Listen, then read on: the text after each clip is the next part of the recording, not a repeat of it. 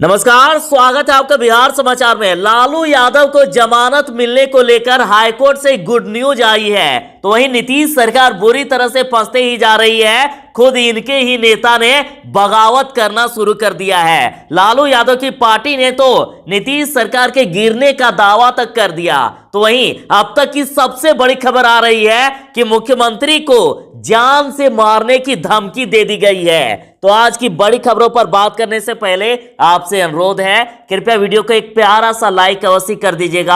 आपका लाइक करना ही हमारी मेहनत का फल होता है।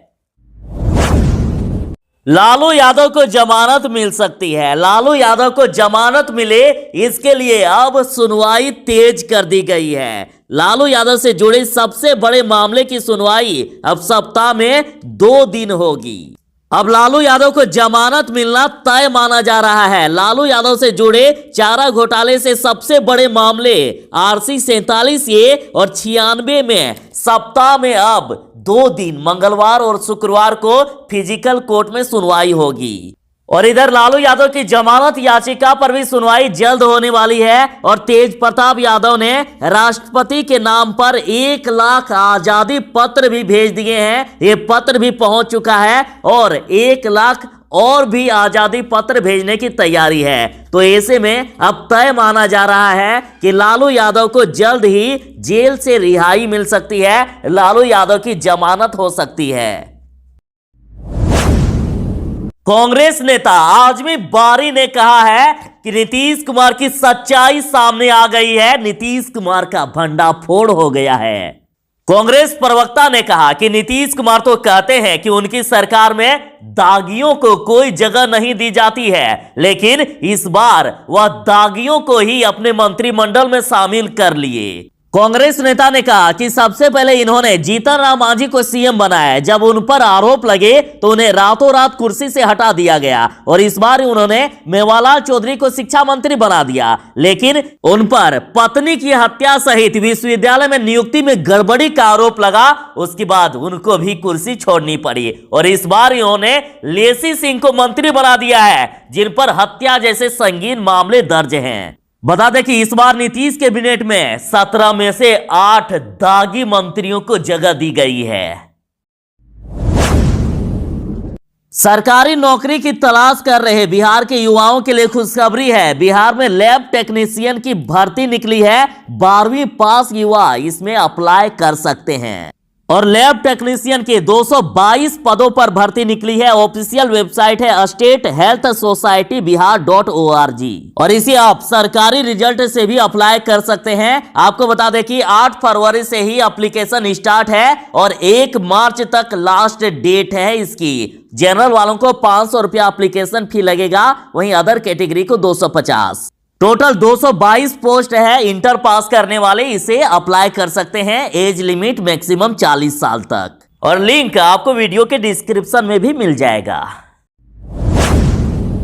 जहां लालू यादव की पार्टी ने यह कहा है कि नीतीश कैबिनेट के विस्तार से बड़ी भूल हो गई है, अब ये सरकार नहीं चलेगी, ये सरकार गिरने वाली है, मध्यावधि चुनाव होने वाला है, यहां तक कह दिया। और अब देख लीजिए, एनडीए के नेता ही इनसे खुश नहीं है। अमित शाह से मुलाकात करने चले गए हैं मुकेश साहनी, काफी नाराज हैं वे।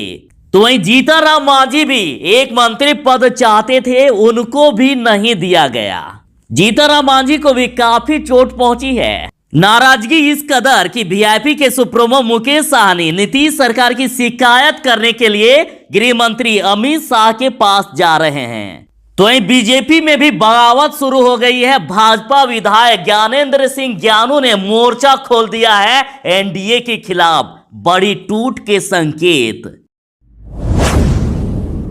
बिहार सरकार 94,000 शिक्षकों की बहाली तो कर नहीं पा रही है, लेकिन उन्होंने शिक्षकों की कमी को दूर करने के लिए बड़ा फैसला कर लिया है। अब उन शिक्षकों को फिर से मौका दिया जाएगा जो पहले रिटायर कर दिए गए हैं। अब बिहार में 9वीं की पढ़ाई शुरू होनी है। ऐसे में मध्य विद्यालय, हाई स्कूल और इंटर कॉलेजों में राज्य के रिटायर शिक्षकों को संविदा पर रखा जाएगा और इन शिक्षकों को प्रतिदिन 900 रुपए या 1 माह में 22,500 रुपए वेतन दिया जाएगा और शिक्षकों की अधिकतम उम्र 65 से 67 साल तक रखी गई है। तो जब 94,000 शिक्षकों की बहाली में सरकार फेल नजर आ रही है तो उन्होंने एक वैकल्पिक तरीका निकाल लिया। बिहार में अपराध इस कदर कि आम आदमी की तो बात छोड़ ही दीजिए, अब खुद नेतागण ही सुरक्षित नहीं। आरजेडी नेता के घर में डकैती कर दी गई और सड़क पर आक्रोश। पुलिस के क्राइम कंट्रोल के दावे को ठेंगा दिखाते हुए आरजेडी नेता कृत्य नारायण यादव के घर में डकैतों ने जमकर उत्पात मचाया। और हद तो तब हो गई जब घटना के बाद मौके पर पहुंची पुलिस पर भी डकैतों ने बम फेंक दिया। पुलिस पर डकैतों ने बम फेंककर लाखों की संपत्ति लूटकर आसानी से फरार हो गए और बेबस पुलिस किसी भी डकैत को नहीं पकड़ पाई। और ये घटना मधुबनी जिले के लोकहा थाना क्षेत्र की है। तो देख लीजिए बिहार में अपराधियों का मनोबल किस प्रकार से बढ़ा हुआ है। बिहार की गरीब जनता के लिए खुशखबरी है। बिहार में 13 फरवरी तक मिल जाएगी आवास योजना की पहली किस्त। जिनका आवास योजना में नाम आ गया है उनको 13 फरवरी से पहले पैसे मिल जाएंगे। डीडीसी ने सभी बीडीओ को पत्र भेज दिया है।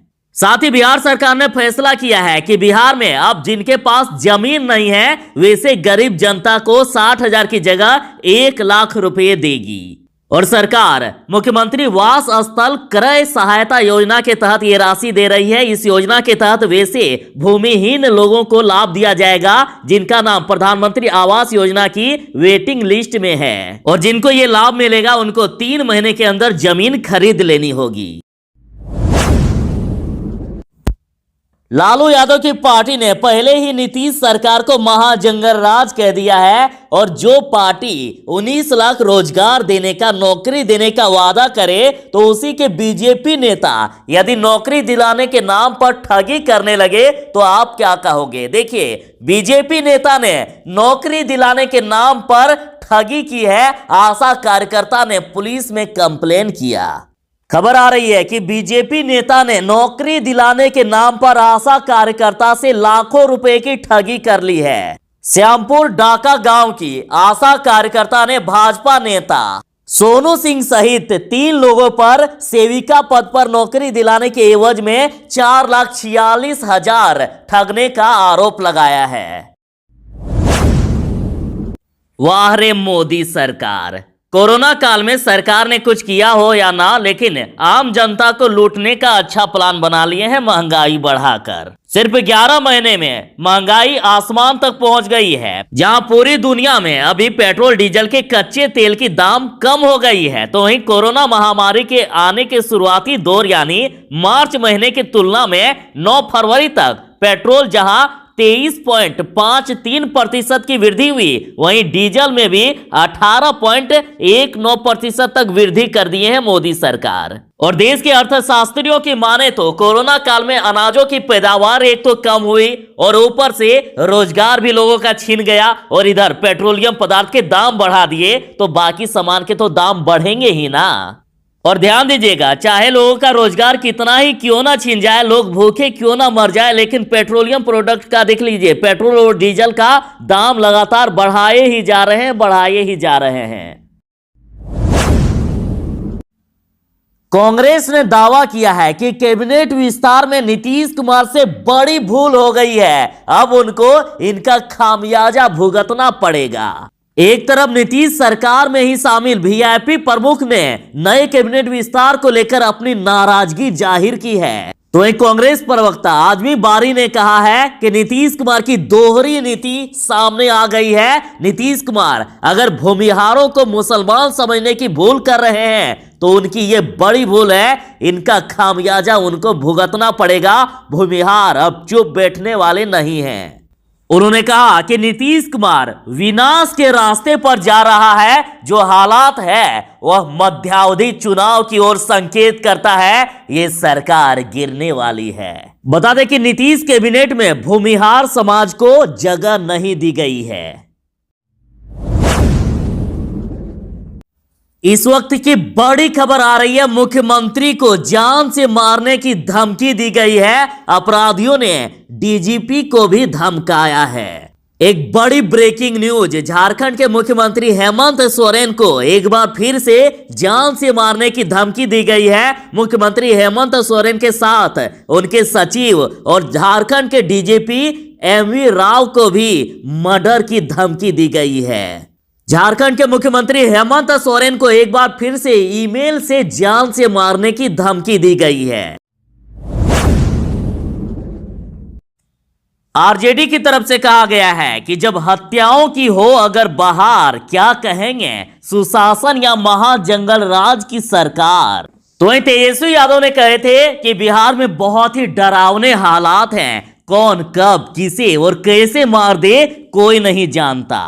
देख लीजिए, सहरसा में हथियारों से लैस बदमाशों ने घर में घुसकर महिला को किया अगवा और विरोध करने पर भाई को गोली मार दी। बिहार में अपराधियों का मनोबल कुछ इस कदर बढ़ गया है कि अब घर में घुस कर वारदातों को अंजाम दे रहे हैं। देखिए, बिहार के सहरसा जिले में हथियारबंद बदमाशों ने घर में घुसकर एक विवाहित महिला का अपहरण कर लिया। विरोध करने पर महिला के भाई को बदमाशों ने गोली मार दी है और परिजनों का आरोप है कि इस दौरान दर्जनों राउंड फायरिंग भी की गई है।